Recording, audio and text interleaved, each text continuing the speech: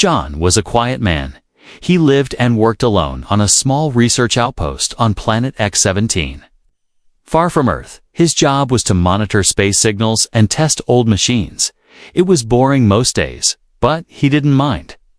John liked peace. He liked silence. But everything changed one cold night. A loud sound cut through the air. Boom! The ground shook, the sky turned red for a second, and then something crashed in the valley nearby.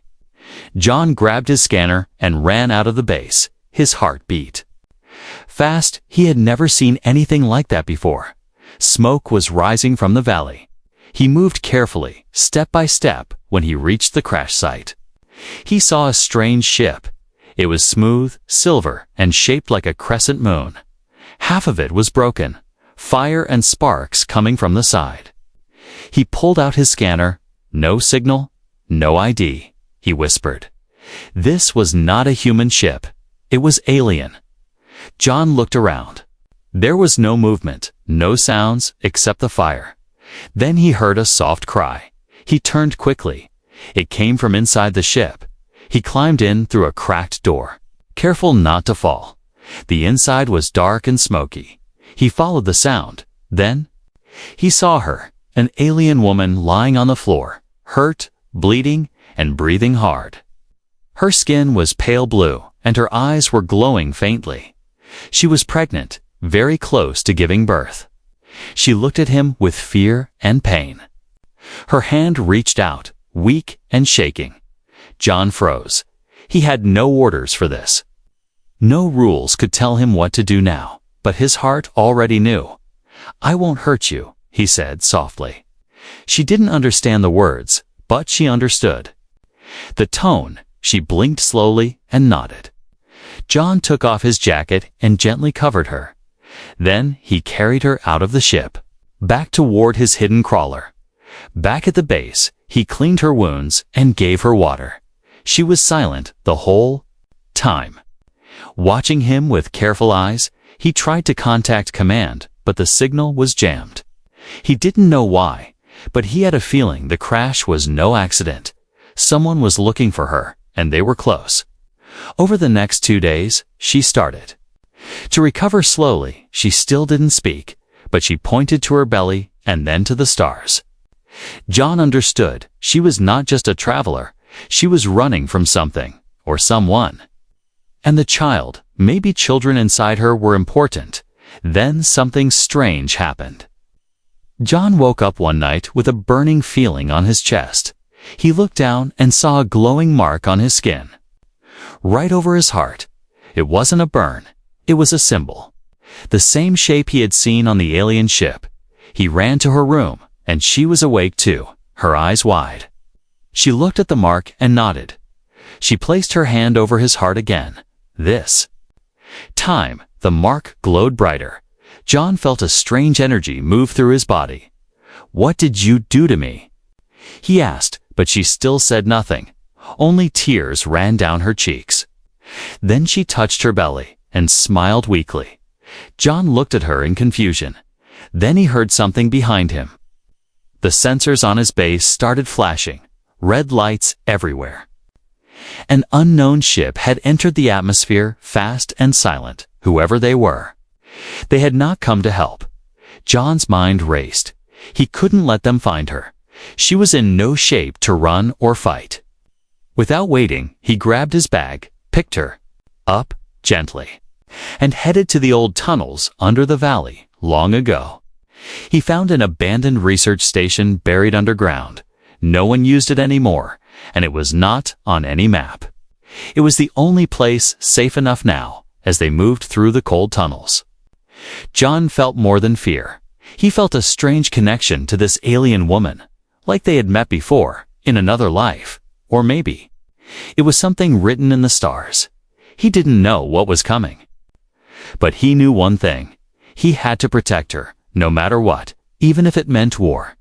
And in that moment, as they disappeared into the shadows, the stars above blinked quietly, watching, waiting for the return of something lost. Something powerful, something human. Asterisk, the tunnel was cold, dark, and silent. John moved fast. Holding the alien woman in his arms, she was weak, barely breathing. But she still held her swollen belly with care. She was close to giving birth. Too close. John didn't speak. He had no time for questions. He just knew one thing. They had to stay hidden. At the end of the long tunnel, a rusty steel door stood half buried in the rock. John placed his palm on a scanner beside it. The light blinked blue, then green. With a deep creak, the door slid open, revealing a forgotten underground lab. He had discovered it years ago, an abandoned human station from the first colonization wave. No one came here anymore, not even animals. John laid the alien woman on a bed inside the old med bay. Dust filled the air, but the machines still worked. He cleaned her wounds again and placed small monitors on her arms and stomach. The human tech responded to her biology, but with some confusion. She was different. But not completely unknown. Hours passed. John didn't sleep. He watched her closely, fixing the room, checking the base sensors. No sign of the unknown ship. But he knew it was still out there, waiting. Then suddenly, the woman cried out, her body twisted in pain. It was time. John had never delivered a baby before, let alone an alien baby, but he didn't stop. He followed instinct.com, but shaking inside. She grabbed his hand, her grip stronger than it looked, and after a long hour, 2 small figures came into the world, twins, one boy, one girl. Their skins shimmered with a faint silver glow. Their eyes deep violet like the stars. John wrapped them in soft cloth and placed them near their mother. She was crying, not in pain, but in relief. He looked at the children again. They were not just babies. They were something more, something ancient and powerful. And somehow, they didn't cry. They just stared at John as if they already knew him. The woman reached out, touching both babies and then John's face. Her lips moved for the first time, forming words in broken English. "Safe now," she whispered. John felt a chill. "How do you know English?" he asked, but she didn't reply. Instead, the twins made a soft sound, a whisper that felt like a breeze. "Master," they said. Together, John stood, frozen. His heart beat like thunder. Did he hear that right? Who taught you that? He asked them, but they only smiled. They were newborns, but their eyes held something old, like they had lived many lives before this one. He stepped back, his hands shaking. "Master?" He repeated to himself. The alien woman sat up slowly, her body still weak. She pointed at the glowing mark on his chest. Then she pointed to the children. The mark pulsed softly, answering her touch. John felt something stir deep inside him. A memory, a vision, not his own. In his mind, he saw fire, space battles, broken planets, and a line of warriors standing with swords made of light.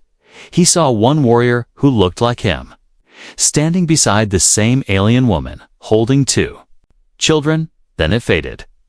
John gasped, falling to his knees. "What is this?" he asked, voice cracking. The woman looked at him, tears in her eyes. "You are chosen," she said, slowly, carefully.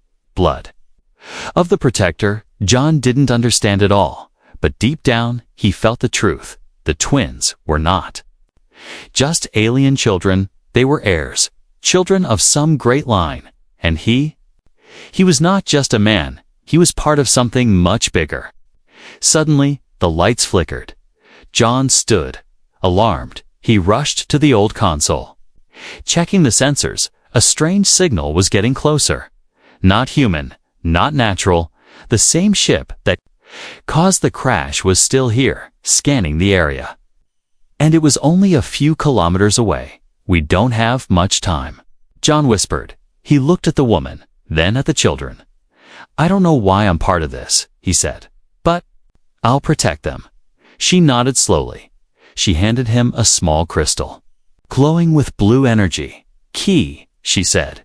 He didn't ask what it unlocked. He just took it, as the walls around them hummed with power. and the children rested peacefully. John prepared himself. He was no longer just a man in a lonely station. He was now a guardian, a protector, and maybe something even greater. Outside, the stars moved. Something ancient was waking, and destiny had just begun.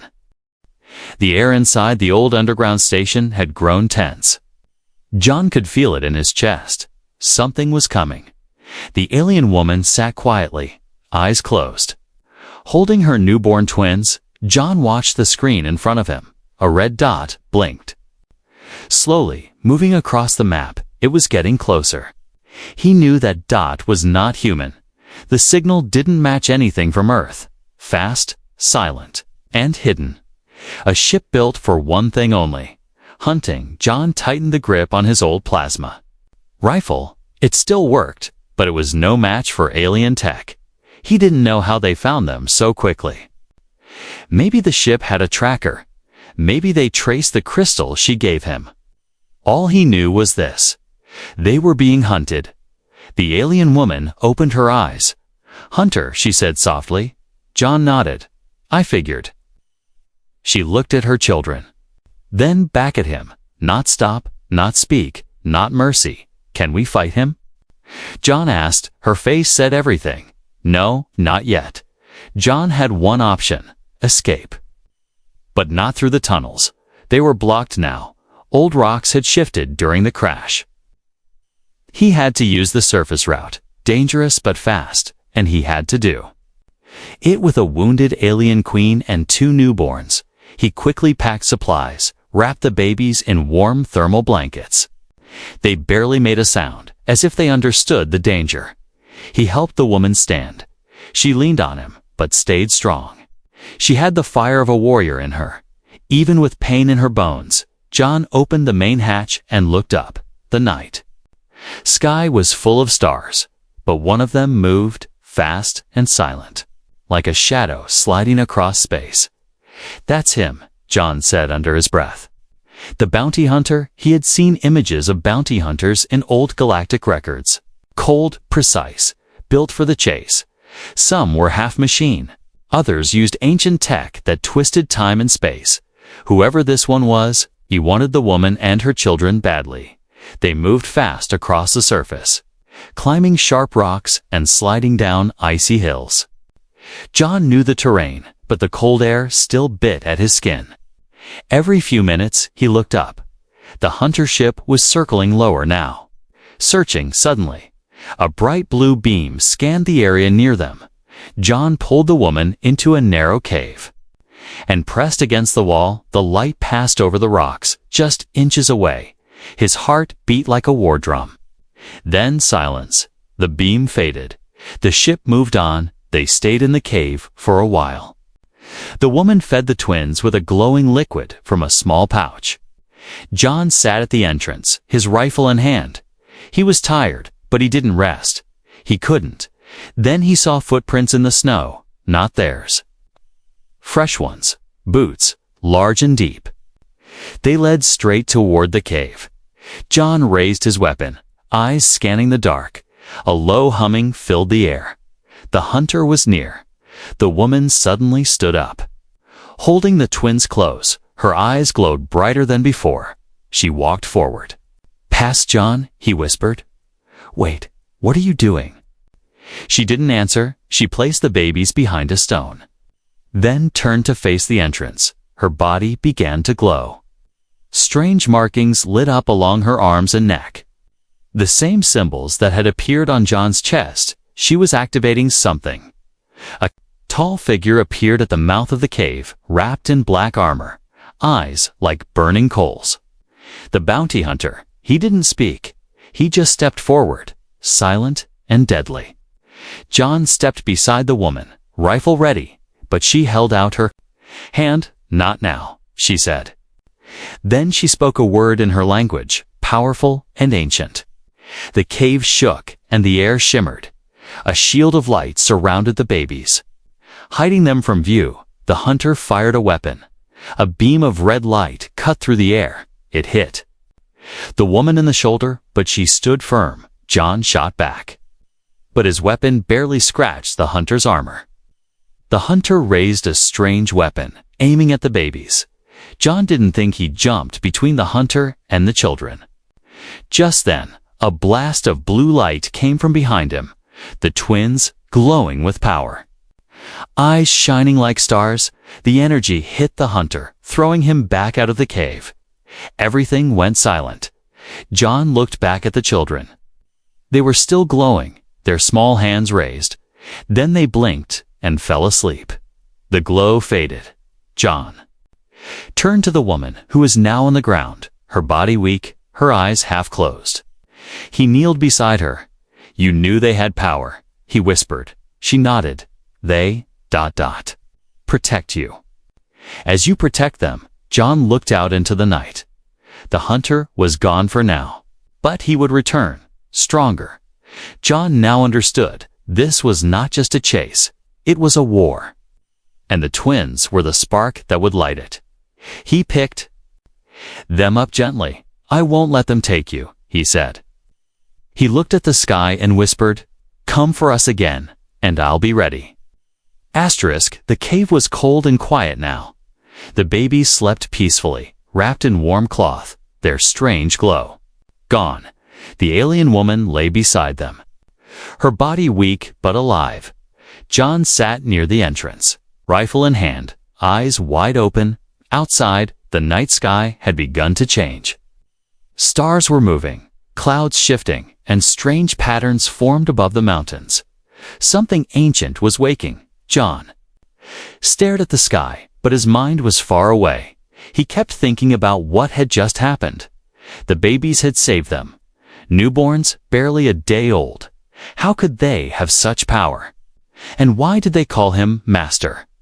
He looked down at his chest. The glowing mark the woman had left was now brighter. It pulsed like a heartbeat, matching the rhythm of the baby's breath. He needed answers, not guesses, not dreams, but truth. In the back of the old cave, John remembered something, an old access panel, covered in dust and stone. He dug it out with his hands, opened it, and found a small terminal. It still had power, just barely. He connected his scanner and started the system. The screen flickered, then showed a symbol, the same mark on his chest. John leaned closer. Suddenly, a hidden message appeared, written in ancient English and alien script. "Only the blood of the first guard may enter." John's breath caught in his throat. First guard? What did that mean? He pressed his hand on the scanner. The terminal beeped, and the wall beside him opened slowly. Behind it was a small chamber, old, dusty, but untouched. Inside were carvings, glowing softly, images of humans standing beside aliens, fighting wars among the stars. One human was always at the center, holding a glowing sword, protecting two children. That human looked like him. A soft voice spoke behind him. "Protector." He turned quickly. The alien woman had entered the chamber, leaning against the wall for support. Her eyes were full of something deeper now. Memory. She walked up to one of the carvings and touched it. "Long ago," she began, "your people and mine were one. Guardians and heirs," she said, pointing to the twins in the carving, "your kind. Chosen to protect royal blood." John couldn't believe it. "You're telling me humans were part of your empire?" She nodded slowly.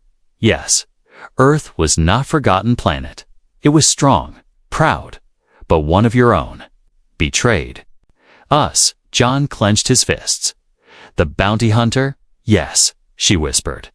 "He carries blood like yours, but twisted. He took the power, the knowledge, but not the heart." John remembered the face of the hunter, cold, silent, full of hatred. It made sense now. He wasn't just chasing the children, he was erasing history. "But why me?" John asked. "Why now?" She walked over and placed her hand on his mark again. "'Cause you are last true blood. You were hidden, born far from the stars. But the code was always inside you. The mark found you." John felt dizzy. He had lived a quiet life, working alone, fixing machines. But now he was being told he was part of something ancient, a protector of royal heirs.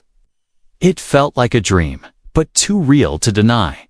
The woman picked up one of the glowing crystals from the wall. She placed it in John's hand, memory stone. She said John closed his eyes as it lit up. He saw Vision's Earth before it was forgotten. Giant cities in the sky, humans walking with alien allies. He saw battles, betrayal, fire raining from the stars. He saw one man, a warrior with his face, making a final promise to protect the last heirs. Then silence. John opened his eyes, breathing hard. I saw everything. He whispered. The woman nodded. Now you remember. John walked out of the chamber and looked at the sky again. The stars above seemed different now, closer, familiar. He was not just a man. He was part of a legacy. Suddenly, the scanner beeped. A second ship was landing. Bigger, heavier. More are coming, John said. Yes, the woman replied. The hunter has called them. They want the children. Want the bloodline ended. John picked up his rifle, then looked at the babies. They're not taking them, he said. Not while I breathe. The woman handed him a blade from the secret chamber. It was old, glowing, and perfectly balanced. Only the protector may hold it, she said. As John gripped it, the blade came to life with blue fire. Power surged through his arm. And the mark on his chest flared. He was ready. The time for running was over. The time for truth had come. The night no longer felt like night. Strange red lights flickered across the sky, dancing between clouds like fire spirits. John stood on the rocks outside the hidden cave, sword in one hand, rifle in the other. The ancient blade pulsed with energy, matching the beat of his heart beside him.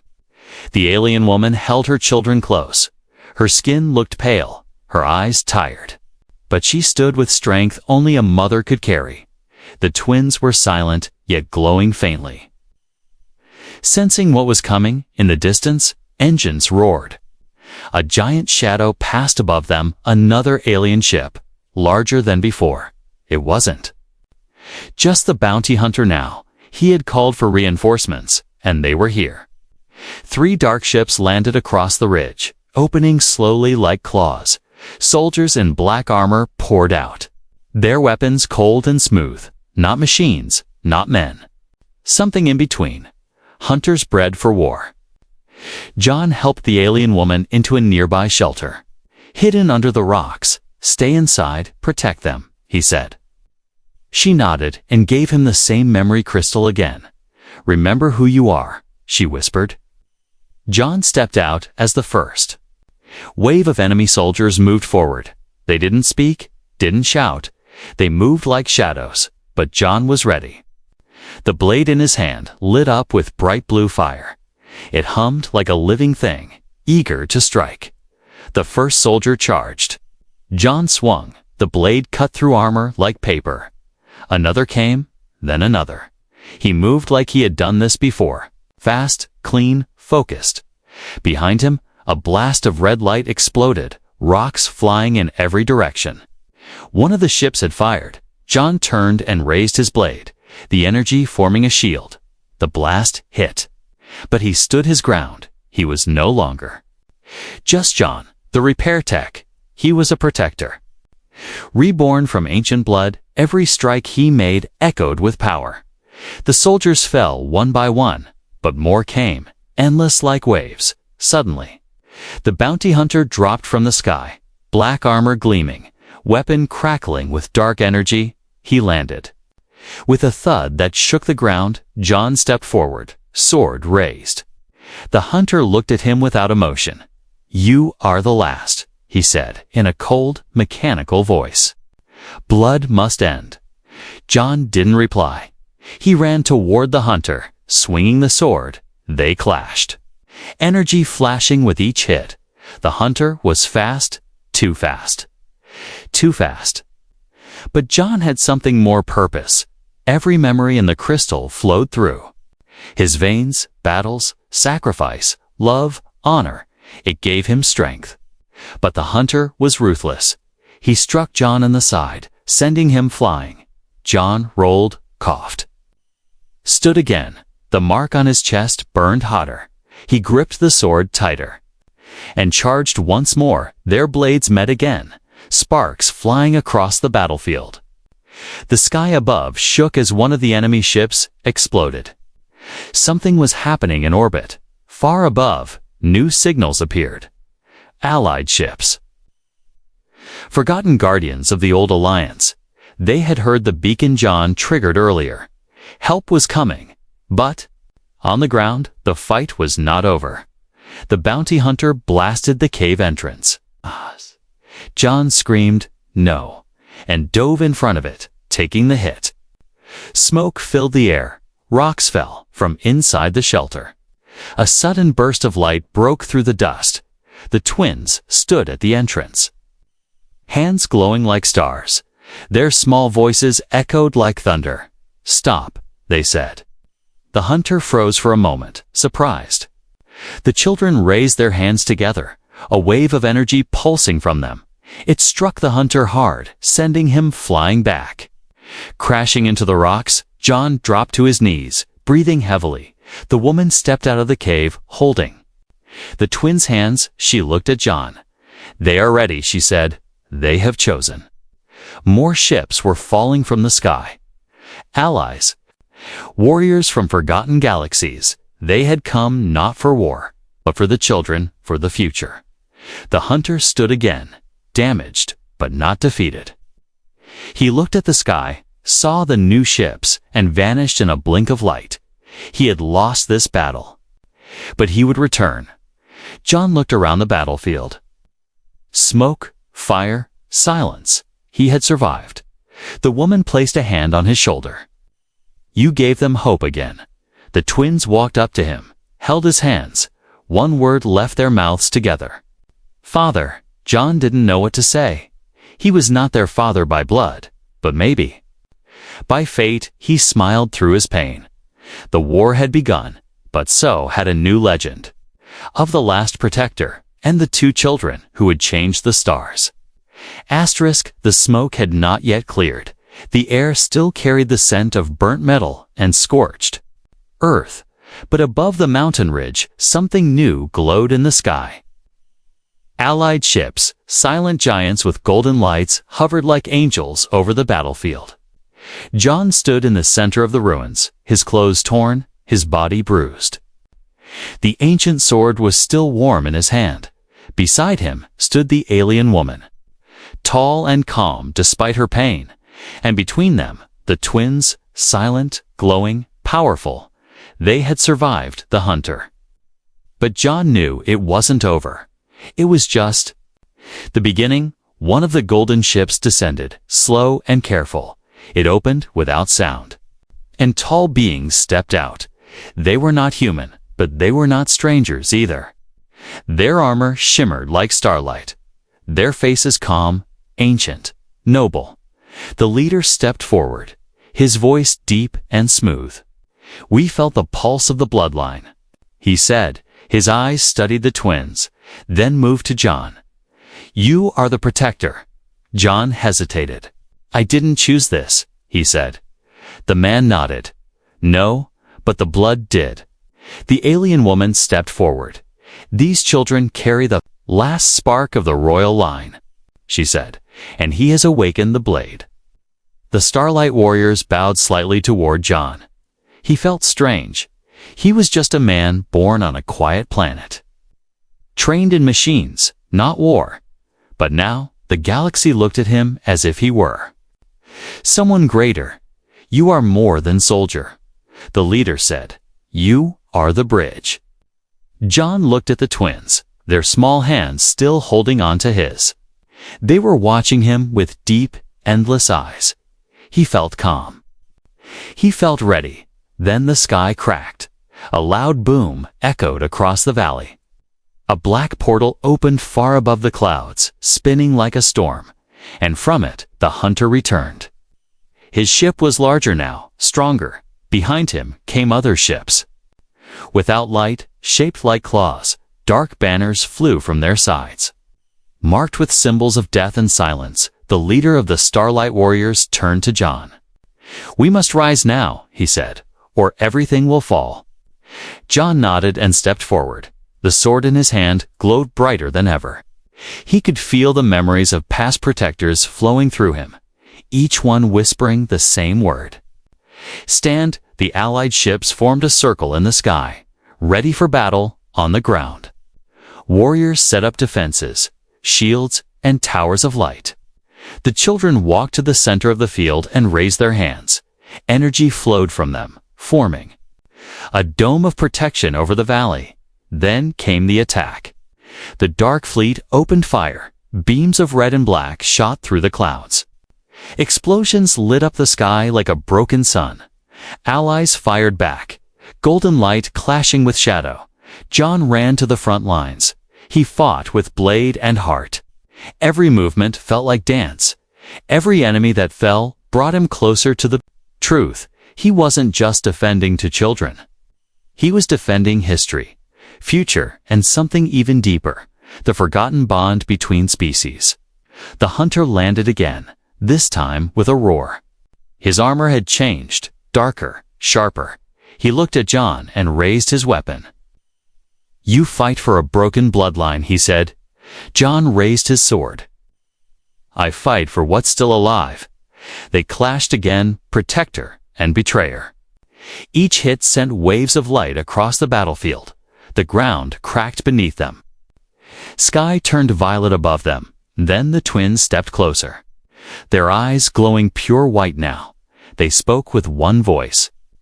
"Protector," they said. "Rise." John felt a surge inside him. The sword lit up with blinding power. His body lifted. Slightly from the ground, his wounds closed, his mind cleared. He saw the hunter hesitate. Just for a moment. It was enough.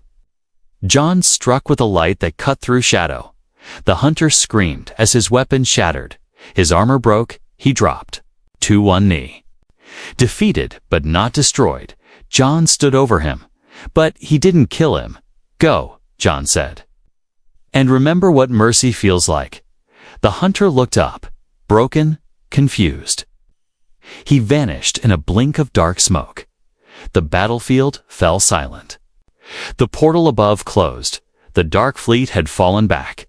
Cheers echoed from the Allied lines. But John said nothing.